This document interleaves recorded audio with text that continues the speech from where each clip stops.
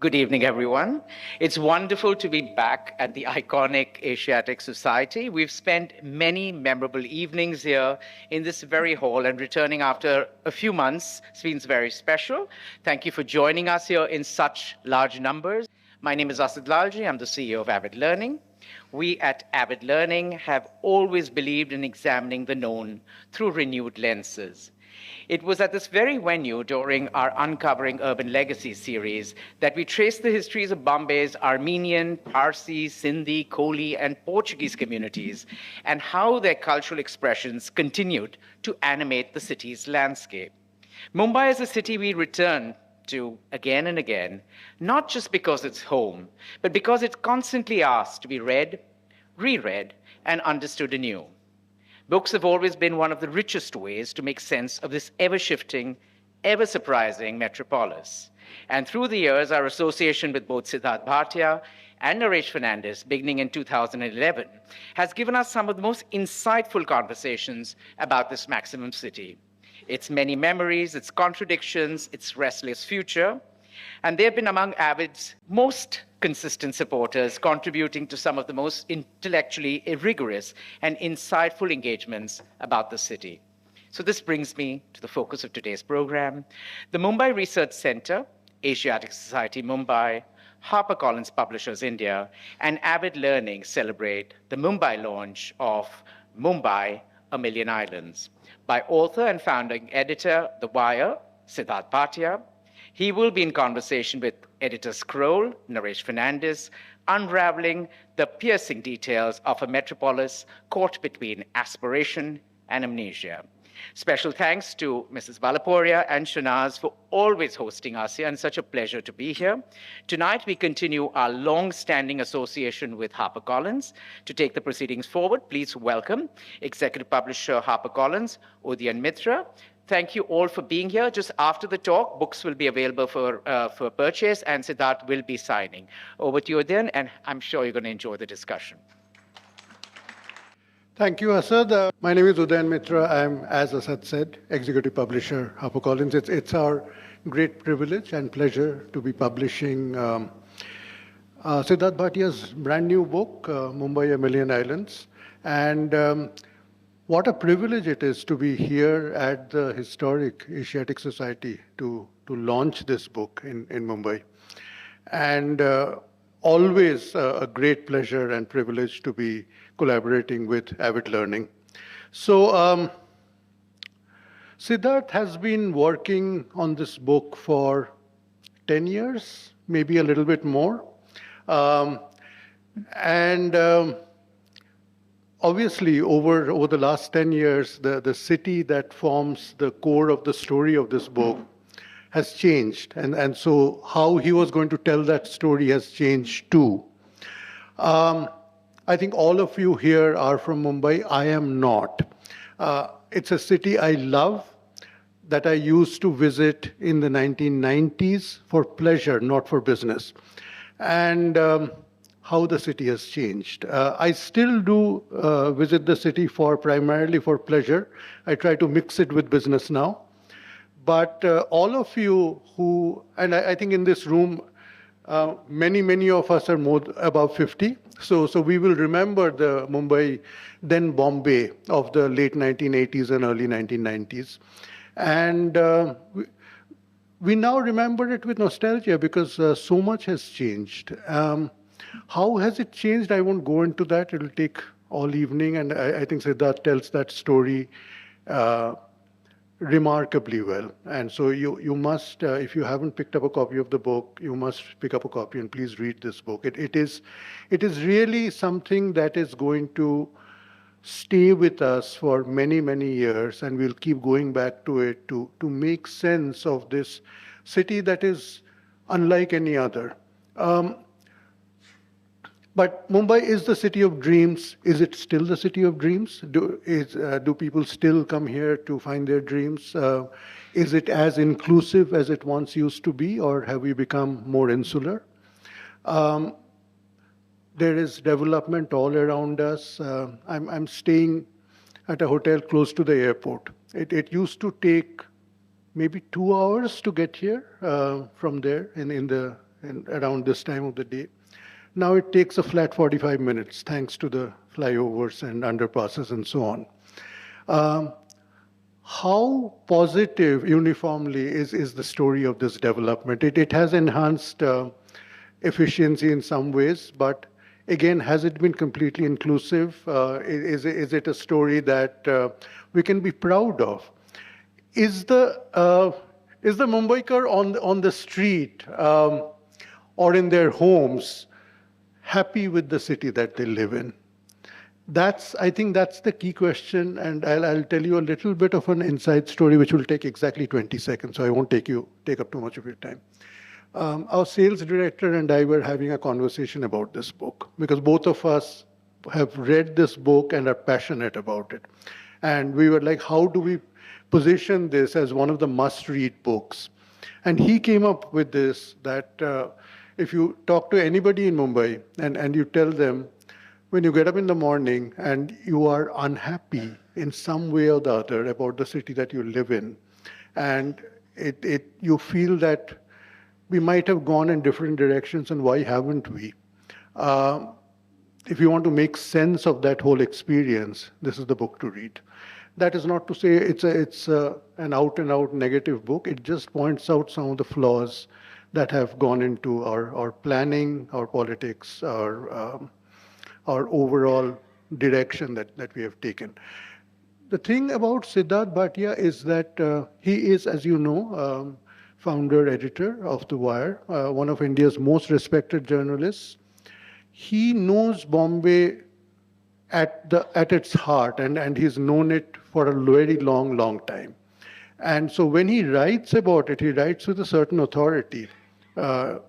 And he writes with a certain fluency that you don't encounter that much these days. He is, in other words, he is old school. And which is, I think, one of the things that makes this such a definitive book. I don't want to take up more of your time. We are going to have Naresh Fernandes, editor of Scroll. So this is an evening where The Wire meets Scroll, which is wonderful. I'm sure you meet a lot, yes. And it's quite an occasion, I mean, and what a place to be at, where two of India's premier journalists and writers are going to discuss this city that we all love, which has been captured in this wonderful book. Before I hand over to Naresh and to Sidharth, there are some very special people I want to call on stage for the formal unveiling of the book. May I please have on stage, there's no stage, but may I please have up front, Mrs. Vispi Balaporia, President, Asiatic Society, Mumbai, Dr. Sharnaz Naluwala, Vice President, Asiatic Society, Dr. Madhu Roya, Founder, Chairperson, Avid Learning, and Asad Lalji, back again, please, CEO, Avid Learning, and Curator, Royal Opera House, Bombay. And finally, the attraction of the evening, Naresh Fernandes, Sidharth Bhatia.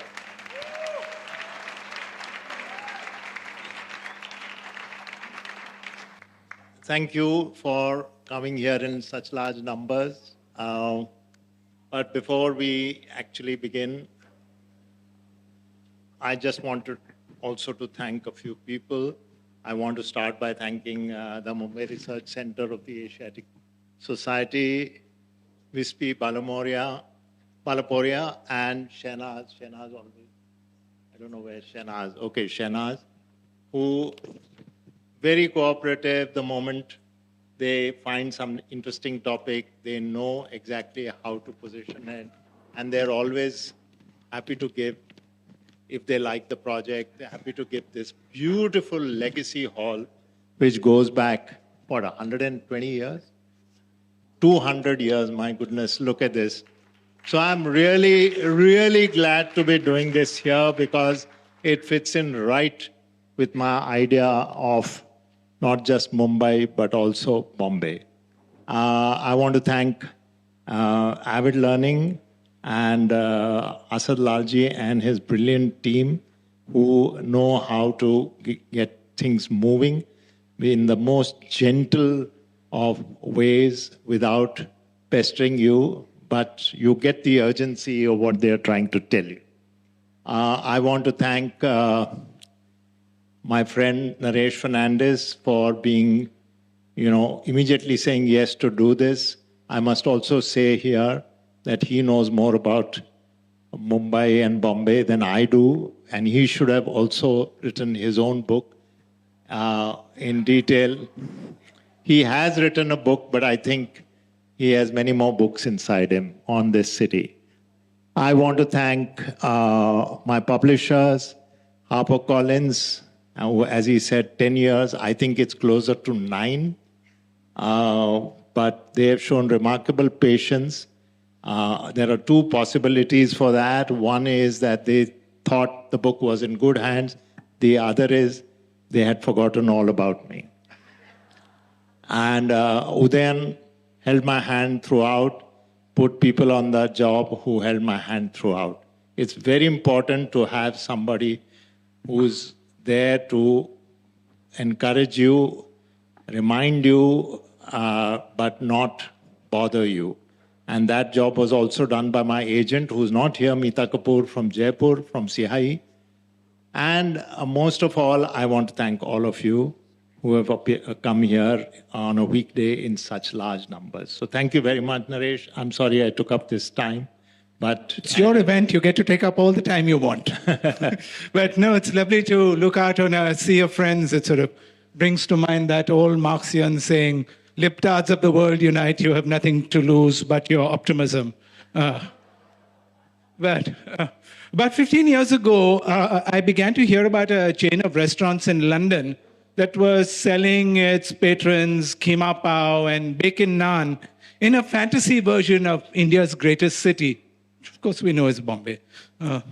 Dishoom, as it's called, creates imaginary Irani cafes that offer up a Bombay that never quite was, but perhaps might actually have been. Irani restaurants, as we know, have long been seen as establishments that have contributed to producing an ethic that we believe defines our city. They were inclusive, affordable, and left you alone to do your own thing, just as long as you didn't comb hair, divide beverage, or approach the man at the counter to make a dress inquiry. Dishoom in London loads up these elements into a time machine. The outlet on Carnaby Street, for instance, transports patrons to a Bombay of the 1960s when beat groups belting out rock and roll were all the rage. The Kensington Dishoom is set in an earlier jazz-era Bombay with a band called the Marine Liners in attendance once a week. Both Sidharth and I know a little about these establishments. The rock and roll Dishoom draws inspiration from one of his books, India Psychedelic, the story of a rocking generation. And the jazz Dishoom has images and insiders from my book, I say modestly, Taj Mahal Foxtrot. It's all very amusing to see an international audience consume these phantasms of a city 7,000 kilometers away. I suppose it gives them a sense of the cosmopolitanism and congeniality that our city has long prided itself on, without having to pay for that expensive plane ticket. What presents a rather more intriguing conundrum, though, is why an Indian chain called Soda Water Bottle Opener in 2016 chose to launch a simulation of an Irani restaurant right here in Bandra Kurla complex. Why would patrons spend 50 rupees for a small loaf of pav in this fake Irani when they could eat the same thing for 5 rupees at the nearest real Irani cafe, less than 5 kilometers away in Mahim? This markup, I suppose, is the price that the city's new elite are willing to pay for being able to live in a city and pretend that they're proud of its history and its ethos, without actually having to deal with the sweaty people who for centuries have created those histories and that ethos. That fake soda water bottle opener, those fake soda water bottle opener Iranis are an example of the new Iranis that the new islands that Sidharth Bhatia explores in this new book. Congratulations, Sidharth. To begin with, in recent decades, there's been a whole explosion of writing about our city, about its history, its neighborhoods, its food, its communities. But yours is a reporter's book that takes the reader to areas across the MMR, the Mumbai metropolitan region. Some of them so new that they haven't even coalesced into neighborhoods yet. When you started writing the book, what did you set out to do? Naresh, thank you for that introduction. It contextualizes everything that I have tried to write and to, bring together. My sense a few years ago was one of bewilderment. Construction happening, a small house, a small 3-story building next to my house, suddenly vanished one day behind a blue tin sheet. Dust, noise, and then before you know it, a skyscraper starts emerging. That street remains the same. The length of the street, the ethos of the street remains exactly the same, but something changes. And as time went on, this sense became a little more urgent and a little more frenetic. I started seeing these signs everywhere. And, there used to be slum pockets somewhere, they vanished. There used to be people living in the old buildings, they disappeared. And somewhere this thought started hitting me. Where are these people going? And I don't know which was the first one, but I think I went and saw a displacement, a home for displaced people somewhere in, I'll talk about it a little later if the opportunity arises, somewhere in the deepest, and if I may say so, darkest suburbs. And I say this word darkest very advisedly because there is sometimes absolutely no street lighting and one thing definitely is not there is infrastructure. There is no transportation, there is no hospital, there is no school. So I went to one of those, then I went to another. There were complaints about not just these things, but also the industrial pollution around their homes.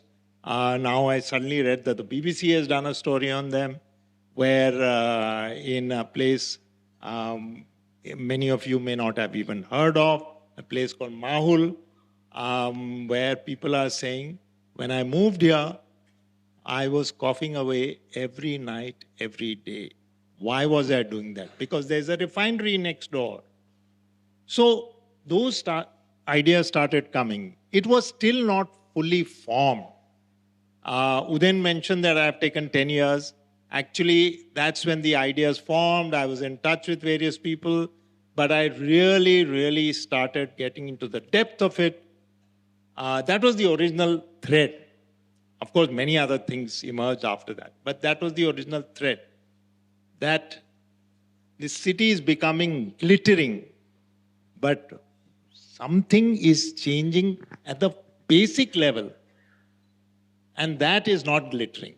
And that was the contrast. Now, I was very clear that this was not going to be a story of, a story where I said, everything is terrible, let's feel sad. I was very clear because I wanted to say, this is the city's background.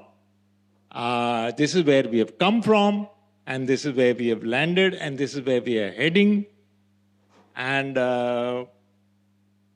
how this city has emerged.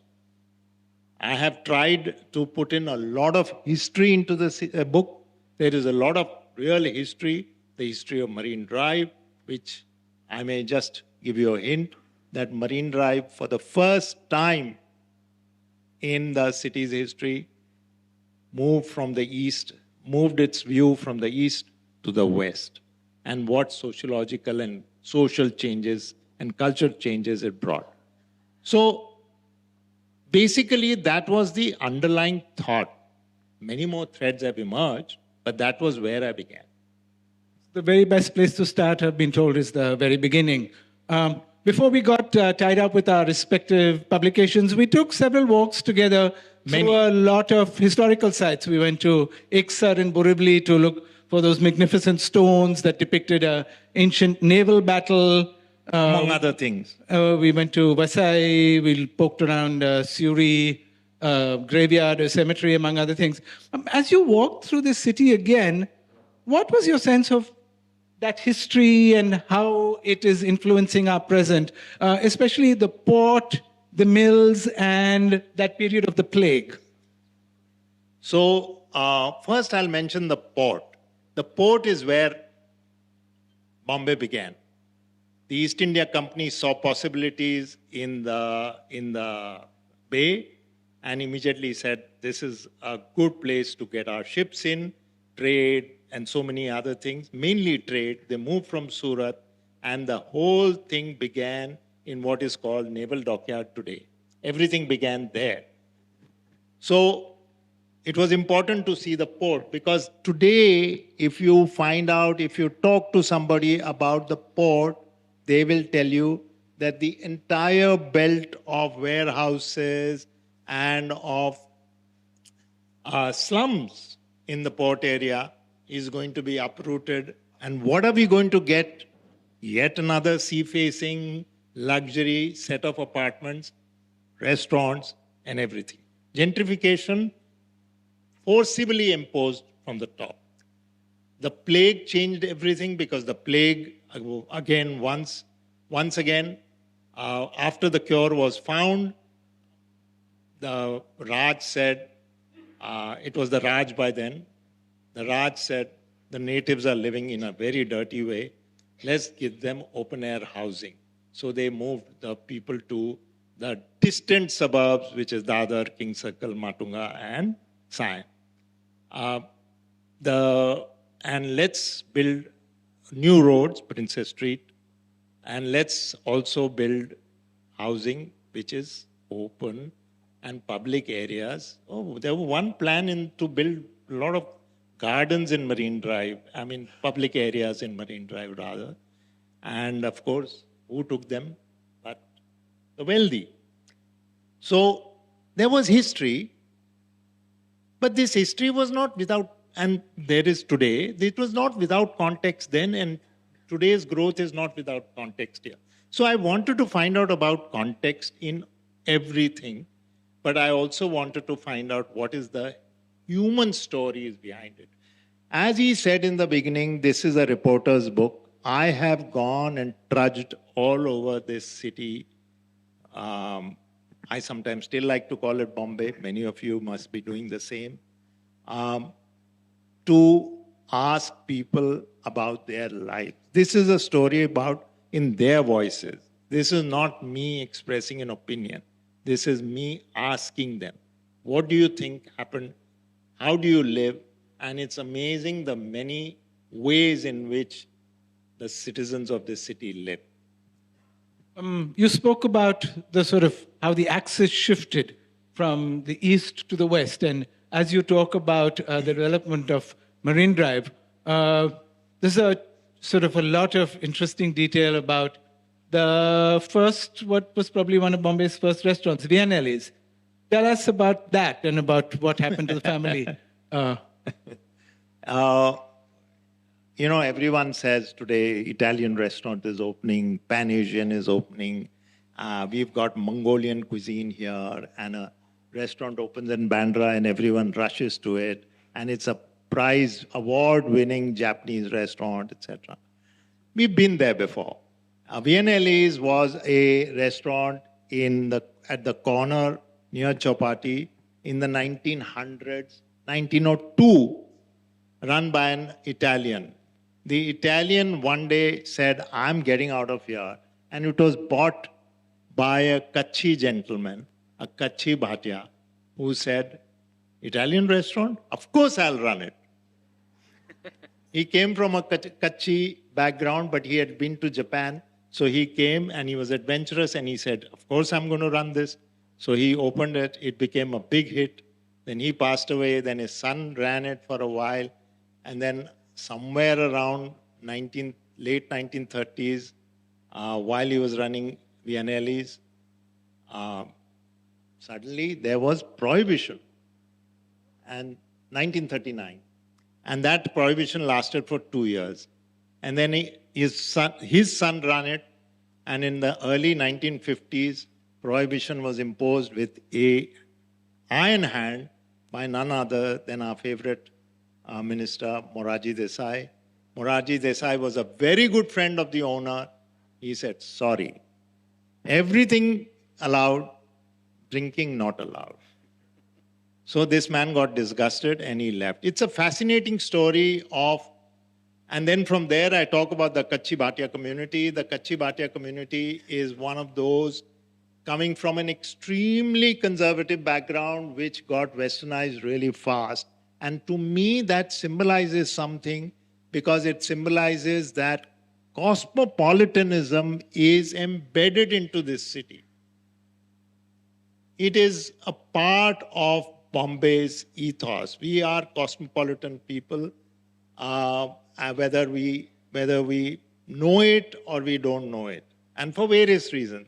And let me tell you one odd fact, it's a fun fact, that the word cosmopolitan is a bad word for certain communities, because if you see I'm giving away a lot, but if you see the Marine Drive stretch of 36, 37 buildings, this part is got Indian names, and that part from Chateau Marine or around there, it's got non-Indian names like Riviera, Oceana, etc.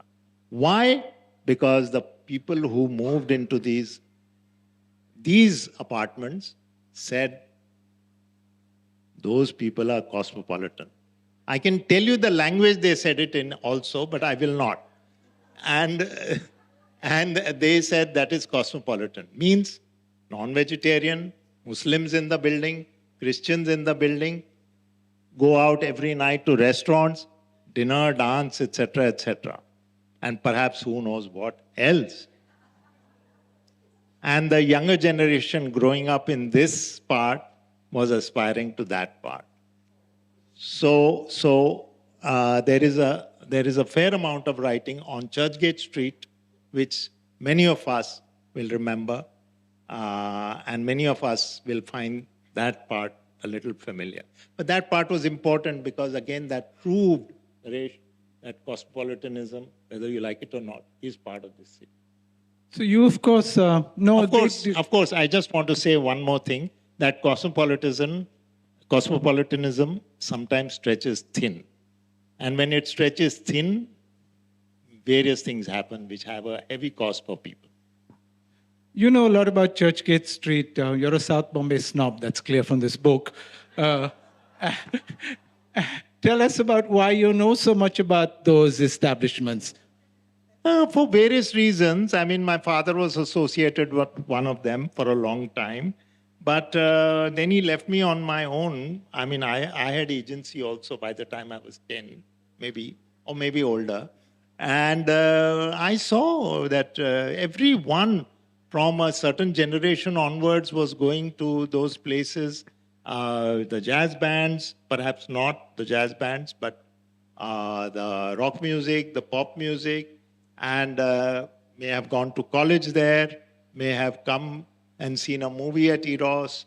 The whole of Churchgate Street, and according to me, the concept of Churchgate Street defined much about what happened in the city to come. We still think, despite all the luxury towers, etc., that there is a certain aspiration to the concept of Churchgate. Not simply Marine Drive, but the certain concept of Churchgate. Marine Drive, according to me, is the most democratic place because you see people coming there and sitting there, couples, music, proposals. The only thing I miss is the Singhwala, because this wretched administration has driven them away.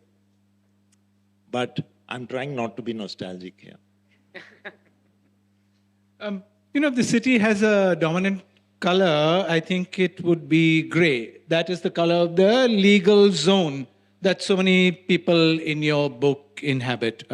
Despite the regulatory ambiguity they face, they're always sort of trying to get their leg up another rung on the Bombay ladder. Among the most memorable stories you tell about this are the people who live on the terrace of Queen's Mansion. Tell us about that. So, housing in Bombay is a very strange thing. I'm not talking about merely occupation. Occupation is, as we know, 9/10 of the law, but it's not merely occupying a place. It is living there. These are not people who have grabbed something. They are people who live there. So there are people who have all the papers you can imagine, including the Aadhaars, the passports, in the old days, the ration cards, the work. But they are not legal residents of places. There is one community I found, actually later I found there are other communities also, not communities, but certainly 3 or 4 families who live on the terrace of apartments further down. One is in Dadar, which occupied a particular building's terrace. Again, I want people to read about it. They moved there, and their next generation has come. There are about 20 odd families living there. Their children have been born there. I was intrigued to find out how things are moved up, and if somebody passes away, how bodies are moved down. They have everything in their hands in terms of paperwork, but they are not legal. So what is legality? What is this? People just want to live. And by the way, people have moved out and others have moved in. Legality is not the only way people live in this city. There are people who have been given a place in the end of Marine Drive in a trust organization who have lived there for evermore, 3 or 4 generations. And the trust wants to get them out, but it doesn't want to throw them out because they don't want to create a kind of nasty situation. So people get married. They all belong to one single community. They all get married. They have children. The flats become smaller. Somebody puts up a barrier. One brother lives there. One brother lives there. No brother is going to leave an apartment there because if he leaves, then he can't claim rights when the father passes away. All those ambiguities make for living in this city. All you want is a toehold. And they've got that toehold. Another toehold you describe is has been snatched in Darukhana, where, as you said, it's now being rechristened the Eastern Seaboard. There will be a sort of Bombay Eye, the way there was a London Eye. We will all look out into the fetid grey water. What was your visit to Darukhana like? I just make one tiny intervention before I get to this. Much of my discoveries about this city, not all, but many of my discoveries have come about because I was in touch with NGOs. I can tell you this upfront that the NGOs of this city do so much good work. And I'll give you the example of Darukhana. Darukhana, if nobody knows where it is or people don't know, is part of the Bombay Port Trust land where there are, this particular area is, Daru is of course gunpowder, where gunpowder was imported. And they live there and they are occupied in shipbreaking. They are occupied in clearing garbage, etc., etc. But today, those activities have more or less died out. So the Port Trust doesn't need those people. But the Port Trust can't kick them out because now they've been there for 3 generations. They don't get any facilities, including water, because the municipal corporation says you don't exist. You're not in our plans. You are part of the Bombay Port Trust. Our map shows blank piece of land belonging to the Bombay Port Trust. Bombay Port Trust does not come under the municipal corporation. So what do? So they buy water. I've given the economics of the water. How do you buy water? How much you and I pay, how much they pay. All that is there. But what is very interesting is the kind of innovative ideas the people there come up with to survive and to live with dignity.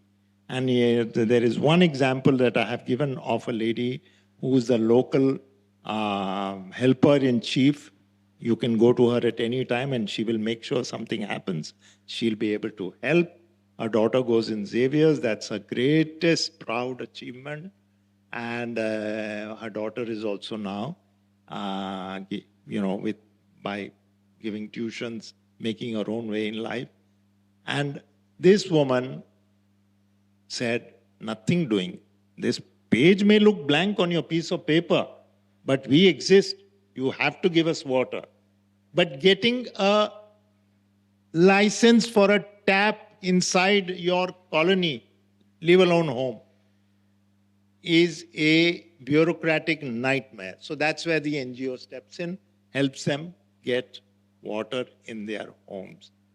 So, these are the stories. But I must tell you, none of these stories, I feel, while writing them, while covering them, etc., were grim or sad or, hopeless. This is, I'm sorry, I'm going to use a miserable cliche, the famed Bombay spirit. This is not the famed Bombay spirit. It's beyond that. It is the famed Bombay sense of belonging and wanting to live with dignity. I was very clear that this was not one of those things that I would say, oh, look at this. It rains, it floods, etc. There is a terrorist attack, etc. But people come out on the train the next day. Bombay spirit. That's sickening because they come out because they have no option. Otherwise, their salaries will be cut. So, I thought that these are examples of wanting to live with some dignity. So I have measured that. But, the overall sense I'm trying to impart here in this book, I mean, Naresh, you've read it, you've really touched upon all those touch points, but my overall sense that I'm trying to say, that all these glittering things you and I are seeing all around, the skyscrapers, the restaurants, etc., are being built, and we love it for it, and we are going to be the next Shanghai in the next 6 months or so. We are possibly, Shanghai we'll leave behind. I think you think of something now else. And we are going to be all that. But what happens? At what cost? And what happens to those? You still need your driver. You still need your maid. So how are they going to survive? And where do they survive? And how do they reach you on time? So all those things is the overall theme of my book. And of course, 1,000,000 islands. That these are small islands that are being created where you live in a gated complex, where you live in a, somewhere else where you have no option but to find 3 different ways of getting to your employer's home. These are all the many islands that have been formed. Bombay was, if not, there was rich, there was poor, there was a middle class, but it was never about, it was not a city of exclusion. It is today a city of exclusion. You can't enter a gated complex unless you pass through 10 different hoops. And you can't, and the new Bombay that's emerging has lost all connection with the street. And the street, the buildings were street level, not street level, but you could shout down. That is changing. So, and, since I've sent my book for editing, every day I wake up and read the newspapers, and I think to myself, one more mad idea this building is coming up with. Taxi pods in BKC. I mean, that's the most ridiculous idea I've ever thought. Sorry, go ahead. You're an old Luddite. From sort of a new Bombay is emerging from this swamp of acronyms, TDR, FSI, SRA, DP, PAPs, Project Affected Persons. And PAPs, as you saw in Lalubai compound, are supposed to be, they're being rehabilitated, which is to say they're being restored to a healthy place in society. What did you find in Lalubai compound? PAPs are people who have to be moved from there because a road is coming up or a municipal building or something like that. Ideally, not a private sector project, but a government project. The World Bank, which was financing most of them, insisted that these people be rehabilitated. So they said, sure, we'll rehabilitate them. So they took them and they placed them far away, and they said, you are the Kolaba slums, and if you are in the Kolaba slums and you have lived there for 2 generations, we'll make sure that when you shift to this place, Lalubai compound, you will not be in, your next door neighbor will not be a Kolaba person. You know the displacement, the level of displacement that happens. So they made sure of that. They sent them there. Those people said, hello, but there's no bus route here. Yes, we'll organize a bus route. Never happened. No school, etc., etc. Now, some years ago, there were surveys done and they found that the highest incident of tuberculosis in Bombay is there. You can guess why, because of the living condition.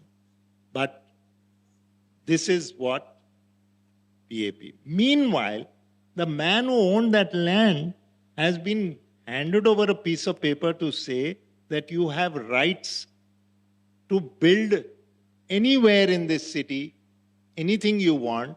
So he said, why? I'm not a builder.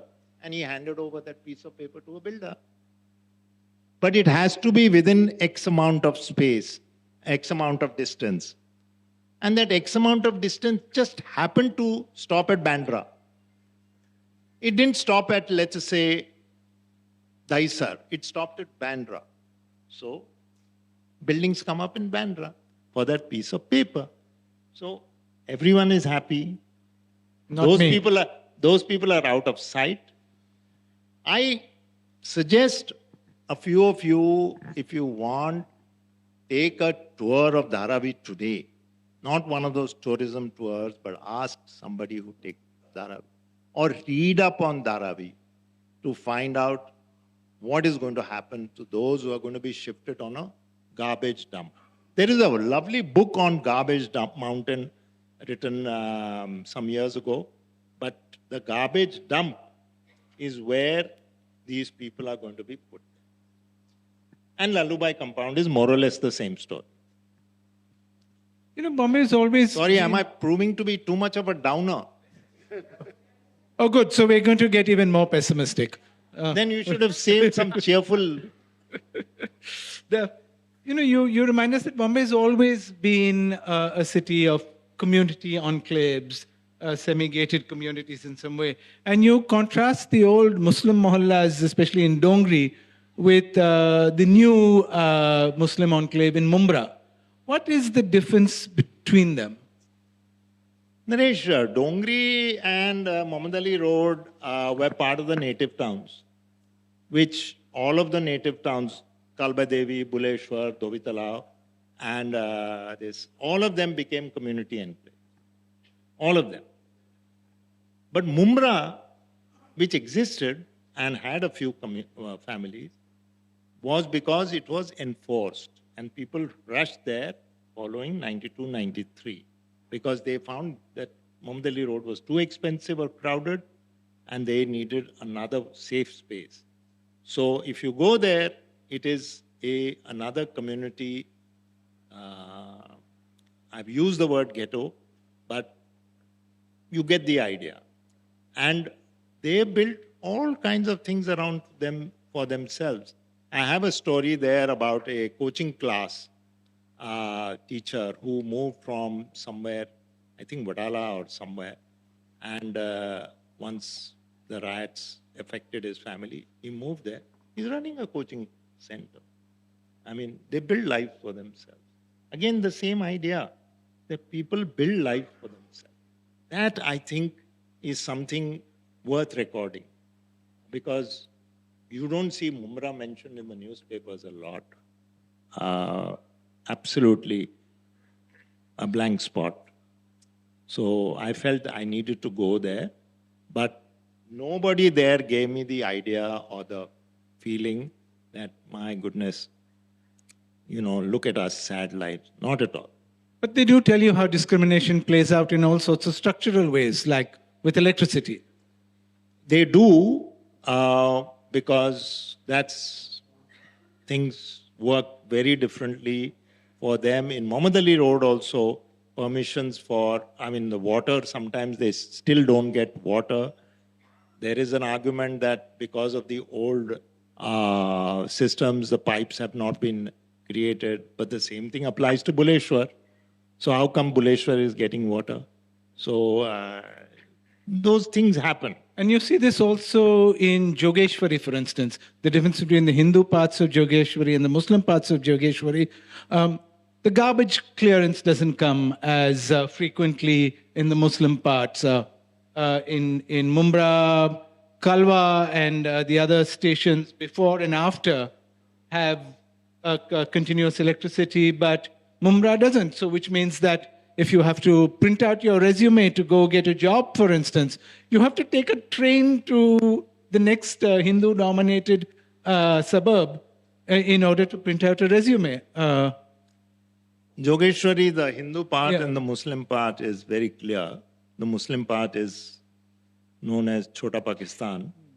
And Chota Pakistan has appeared on paper, on government paper. So those discriminations are not just built in our minds, but built into the system. Yes, that of course happens. And of course, finding an apartment, if you're young, if you're a single woman, if you're Muslim. Also, if you are a story about this trans woman who's a celebrity, appearing in advertising. She's appeared in Kaun Banega Crorepati. She can't get a flat, even though she has money, to rent or to buy, to save her life. And then underpinning the discriminations of class and religion, also the discriminations of caste in our city. We know that sort of Dalit pockets are much worse served than others. How did that play out as you reported your book? I actually wanted to go and do a little bit more work on that. Unfortunately, it was getting out of hand. And so I couldn't, but I did find out about, chawl living, which everyone says it's so romantic. And people have romantic memories of their lives in chawls. Actually has that kind of discrimination built in. Remember, but Naresh, religion, caste, community, prejudices existed. But class is the new player. Class is the new this. And class is becoming very inward-looking and exclusivist. And this works on several levels. If a flat in Malkeshwar is going to sell for 375 crores, immediately excludes people. Now, you may argue that, this was the case even earlier because apartments were sold for expensive, this. True, but it was not rampant. For example, to give you an example, suppose in the 70s, I think even in the 80s, a group of people from State Bank of India went to the government and said, listen, we are officers of the State Bank of India. We have formed a cooperative society. We would like to set up a building in earlier Khar and now, let's say, Andheri. There were laws which allowed you to get that land. Today, impossible, because that land has already been given to, I won't name, but it's probably already gone. I mean, you live in Bandra. Even if you were to write a full book on what's happening in Bandra, you'll see this. It's rampant. In fact, every few mornings when I waddle past Carter Road and see the coastal road coming up, I'm sort of reminded how even being rich in this city doesn't necessarily buy you protection. Carter Road is the location of one of two seaside clubs in the city. The Breach Candy Club is already marooned inland because of the coastal road and they've lost their sea access. And when the next part of the coastal road comes up, the sort of off-ramp will go right over the high diving board of the Otters Club. And you talk about this in a sort of very perceptive chapter you have on Palais Royal in Worli. Tell us how the rich get screwed. Yeah, it shouldn't give us satisfaction because ultimately, as I realize, whether it's the middle class or the super rich, the builders shaft you, no matter what. And this was the case of this building in Worli Naka, Palais Royal, which was supposed to come up. This particular person I spoke to said, I loved it. I saw the ads. I saw the brochure. I saw the people behind it. And I said to myself, I'm going to invest here. And I said, let me be clever. It's almost 80% ready. Let me give down 80% of the money so that I don't have to pay interest later on. And so he gave 80% of the money. I mean, he was probably thinking of, I'm a man with a lot of business acumen and a lot of money, and I will give. And of course, it got stalled, and it just didn't start for years, and his money was there, and he couldn't do a thing. So then a new builder stepped in. The old builder left, developer left. And the new builder said, we are going to start it. The new builder left. Now a third builder has come. They are building it. This man says, I don't know when I'm going to get it. It's been around 12 years, 13 years with a lot of money stuck there. So don't think that this wonderful city is an equal opportunity, has got equal opportunity, cruelty. It will get to you. But again, I think these are cases that only illustrate what the city is becoming. And to put it as a kind of, in sum, that people this city is actually shedding old skin, but shedding it not to become a better city, but to become a city in which the new is going to perhaps completely obliterate the old. Let me ask one thing. Let me just say one thing. I'll give you an example. Everybody who travels by Coastal Road has only one thing to say. Wow, we needed this. I can get here and I can get there and I can go from Bandra to Marine Drive for a party in 10 minutes, etc. maybe I have got this warped mentality, but I think to myself, but I have lost my view of Haji Ali. This is the thought. Plus, on a more kind of scientific level, when it was coming up, a bunch of citizens kept on going to various courts, including the Supreme Court, to say that this is unnecessary because the metro is coming up on the same route. Why are we building this? So they said, no, it's going to be a boon for people with cars. Yes, even that time the calculation was 75,000 cars a day. Today we have what, 18 to 20,000 cars a day. So 20,000 crores spent, construction did not stop during COVID. And so you can well understand where the priorities lie. And by the way, patchwork being done on the roads, because in Bombay, unless you do patchwork on the roads, it's not Bombay. You don't feel, it's not authentic. You feel something is wrong. No, I love potholes myself. When we spoke yesterday, you warned me to ensure that our conversation would not be unremittingly grim. Perhaps because I'm middle-aged. A bit too late, because you've been throwing grim questions at me. All the joy has seeped out of my life at this point. But when I see those blue corrugated sheets springing up and vast parts of the city disappearing in front of our eyes, I don't see much cause for optimism. Tell me about these silver linings you think you see. I'm a bit stumped at the moment. But all I can say is that it's frustrating, but it's where else would you?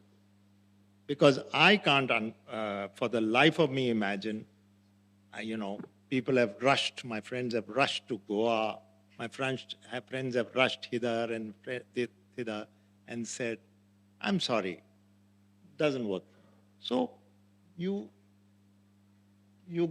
get up every morning and want to tear your hair. I wish I could. So you have felt grim for a long time. You've been tearing your hair. All right, let's throw it open to the audience. Ask happy questions. Thanks, Sidharth and Naresh, for a fascinating discussion about the city that we love. Sidharth, you were talking about Varlinaka and Palais Royal. I just want to throw out two more names from Varlinaka at you, and because I see some little contrast between them, and I wanted to hear your reaction. One is Campacola Compound, and one is the BDD Chawls. So, any thoughts on that? That's all I wanted to ask. Well, I'm not the resident expert on each and every project or each and every neighborhood, but I went to BDD Chawls. I saw BDD Chawls. BDD stands for Bombay Development Department, right? And it was supposed to house people. I've been inside. I spoke to the residents. It's very historic. Ambedkar gave a speech there. That's where the Dalit Panthers began. So it's very, very historic. And at that moment, when I had gone a few years ago, it was being handed over to a builder, but they hadn't announced it. But I got to know about it. That's another thing, that many of these projects, when they come up and the old is cleared away, the residents who get these apartments are quite grateful in the beginning, because they get a room with a bigger room with a toilet inside, which is a big plus for families. And but after that, they realize that if you're living in a building, you've got to pay maintenance, you've got to make sure the lift works, and if you're on the top floor, there are stories about lifts, which I found out. What happens if you can't pay that month because you don't have a job?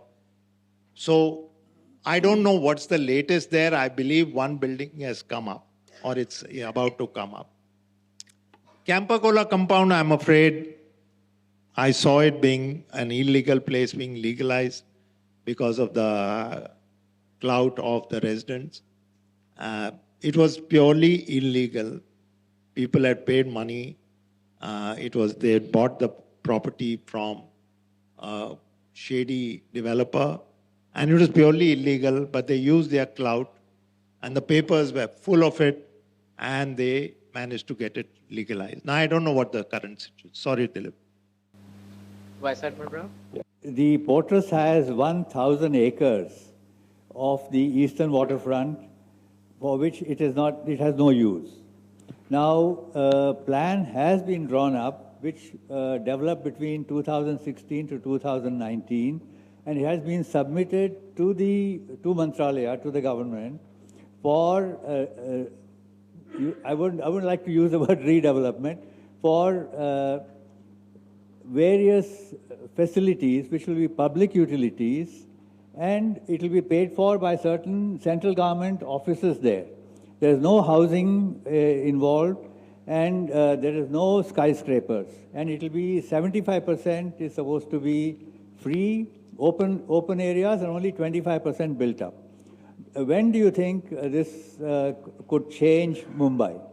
Admiral, you are the acknowledged expert on what's happening on Fortress land. The moment while you were explaining the whole thing, you said no skyscrapers and no buildings. I know that project is lost because that won't happen. So if somebody has the imagination, they can still utilize it. 1,000 acres is not a small sum. They can still utilize it and make it into institutions there which help people, or gardens or whatever. I don't know what is happening. There have been so many iterations of a project for Eastern Seaboard. One day something will happen, and before you know it, a big developer is constructing luxury apartments. You know, we've never seen an opportunity like this before. I mean, you know, there were the mill lands, and, you know, they developed so fantastically in such an egalitarian way. So, salt pans too. I went to salt pans, and people said, these belong to us, and the government says these belong to us. So that conflict is going on. But meanwhile, salt lands, wherever they can be, are being handed over. Yeah. So to uplift the mood a little, so one thing you all both have in common, besides being the editors of fantastic news outlets, is your love for music. And you both have written a fabulous book on jazz and on the rock scene. You spoke about Led Zeppelin coming to Bombay so many years ago. In this book, is there any talk about music or the music scene of Mumbai, Bombay? Well, that would be cannibalizing all my earlier work, so I didn't want to do that. There is a chapter which talks about, you know, this Marine Drive, and also, as I said, Churchgate Street. So there are some references, but otherwise, no. And also, resolutely, there is not a word on Bollywood in this film. Not one. And that's not out of any kind of snobbery, but I think that there is enough on Bollywood out there. So I didn't want to go down that route. So people might say, what, this is not representative of the city? You don't mention, but I felt there was no need to. I must say one thing very clear. Once again, I know I've emphasized that point earlier, that please read the book for its voices. That the voices of people of this city, and there are rich voices, poor voices, the voices of this city tell you. And you will see what I have been emphasizing, that there is nothing particularly, you know, people are not sounding victim. There's no sense of victimhood here. Yeah, thank you very much. I mean, and I think there is a positive element to this because we still have some non-Godi media here, so that's a very positive lining here. He's talking about you. And yeah, in the context of Mumbai, I just just wanted to say that we are actually celebrating the 50th anniversary of the women's movement in Maharashtra. And at one of the events, there were young girls who had come from Mumbai, which some NGOs are working with. And they really, share the grim side of their life there because they're caught between the radicals in the community and the lack of governance over there. And they were like, we have just no opening. There is nothing positive. Education standards are so poor. We have no exposure. Whatever little we get is through this library that we attend to. So, I just said, of course, you spoke to some people probably. I went to this coaching class I mentioned, and he had the board of all the first students from his coaching class who had achieved rank in HSC. There was one man, one boy, and many women. I also heard that many of those women had become chartered accountants because that seems to be a thing that many of them take to law, chartered accountancy, etc. There is also a football club there. You may know about it. They play in Mumbai as well as in Chembur. I think it's run by somebody we know. So, yes, what you say is what you've heard, and that may well be true. But again, I said I saw these parts. Hi, Vijay. Hi, I've begun reading Rakesh Maria's How It All Began, and about 100 pages into it, and it's vivid description of Dongri and how the three big dons of Mumbai, how they came into being and how they flourished, and I guess the rest of the book is about how they were taken down. But I'm curious, therefore, because this is the about the city. But what's happened to the city after that? So I guess the more things change, the more they don't change. Because the last time I saw both of you together was at another book reading, 20 years ago maybe. And, and both of you, I think it was Naresh's book and Sidharth was interviewing you. All right. Gurbir. Gurbir. Big elephant in the room hasn't come up, which is the takeover of the city by Adani. You seem to have avoided that subject. See, the point is this. Dharavi has been taken over. He's thrown out the airport guy. The GMR has been thrown out. That's been taken over. Motilal Nagar in Goregaon has been taken over. And somebody mentioned salt pans. Half the salt pans which are in existence are being handed over for redevelopment for the guys who are going to be kicked out from Dharavi. So, as far as culture goes, the big elephant in the room, geoculture has come up, NCP is at threat, the new opera house is at threat. I don't know where these guys are going to, get their revenue from. What I'm saying is the takeover of the city. The takeover of the city, is there, I don't know, I've not read the book. Is there a chapter or how have you dealt with it? Much of what you mentioned, much of that, and this is not a defense because there's a bit about Adani and Dharavi in it, but it came more or less at a time when I had handed it in. But there is some element is there. It's not that I got it kind of, I said, let me add a bit of that. So it is there. But one more thing that, I have a feeling that much of what I have written is going to be perhaps outdated in about 10, 12 years. But I think it's important for people today to read it and say, hello, is this what's happening? And people 10 or 15 years later to read and say, this is what was going on, so now we understand where it came from. So in that sense, this is the positive way of expressing it would be Bombay is a movable feast. But more this is that the changes that are coming about, the transformation that's coming about is happening too rapidly. Because as you said, the acronyms of the laws that have been put in place, those laws are really being enforced and utilized. If the city used to have a silver lining, it was that this has been the birthplace of all sorts of movements and struggles. The trade union movement was born in this city. The Indian National Congress had its first meeting here. And one of the things we know from our history is that change has come from people sitting in a room like this, building bridges across classes, and getting onto the street themselves. And as you point out, this is becoming increasingly difficult because of the way that the city is, the infrastructure is being built, about the way walls literally are going up and cutting us off from the street and from people from different classes now just lack the common space to exchange views.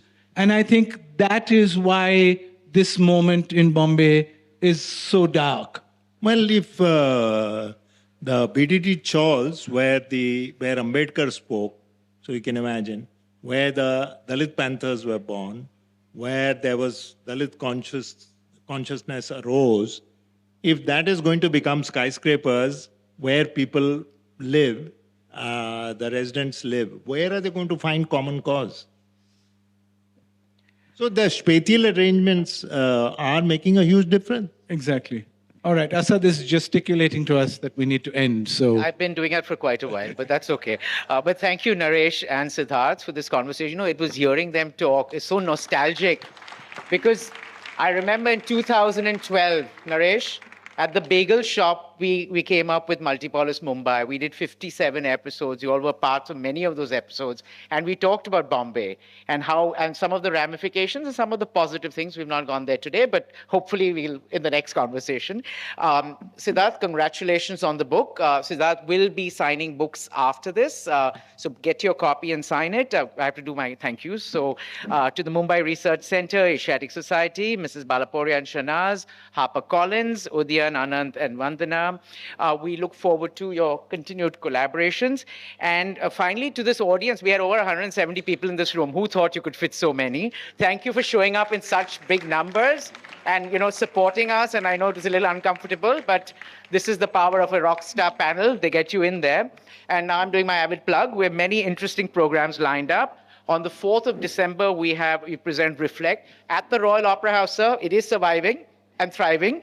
It is a hybrid mixed performance of combining contemporary dance, hip hop, roller skating, and visual arts. On the 8th of December, we're presenting the 10th year Murthy Classics, again at the Royal Opera House with Ranjit Hoskote and Shubham Mudgal. On the 10th of December, we go with our Sustainably Now series. That is going to be at the TIFR on living seas towards a sustainable marine future. Thank you all for being here in such big numbers. Follow us on social media or check out our website for any more information on the topics. Thank you. Sidharth, you'll be signing books.